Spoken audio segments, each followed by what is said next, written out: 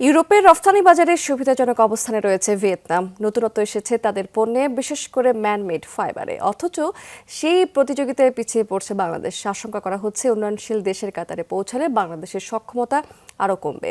সকালে ইইউ বাজারে ভিয়েতনামের অংশীদারিত্ব নিয়ে সেমিনারে এসব কথা বলেছেন গবেষকরা। জানিয়েছেন, রাজনৈতিক স্থিতিশীলতার কারণে ভিয়েতনামের উৎপাদনে ইতিবাচক গতি আছে। মুক্ত বাণিজ্য চুক্তি করায় ভিয়েতনাম ইউরোপে আরও এক ধাপ এগিয়ে গেছে। বলা হয়েছে, বাংলাদেশ বর্তমানে ইউর এভরিথিং বাট আর্মস উদ্যোগের অধীনে উপকৃত হচ্ছে। তবে উন্নয়নশীল দেশের তালিকায় গেলে কঠোর প্রতিযোগিতার মুখে পড়বে।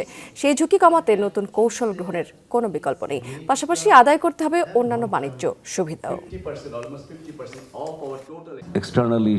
ইইউ বাজারে ভিয়েতনাম যে পণ্য রপ্তানি করে তার ৭০ ভাগই নন কটন, কিন্তু বাংলাদেশের রপ্তানি পণ্যের ৭০% পোশাক। এক্ষেত্রে বাজারে অবস্থান তৈরি করতে হলে পণ্যের বৈচিত্র্যকরণ দরকার। পাশাপাশি শ্রম অসন্তোষ নিরসন করে নিরবিচ্ছিন্ন উৎপাদন ধরে রাখতে হবে।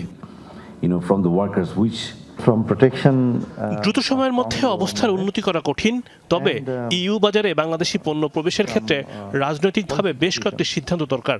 একই সঙ্গে গ্যাস বিদ্যুতের সরবরাহ নিশ্চিত করার পাশাপাশি অবকাঠামোগত সক্ষমতাও বাড়াতে হবে।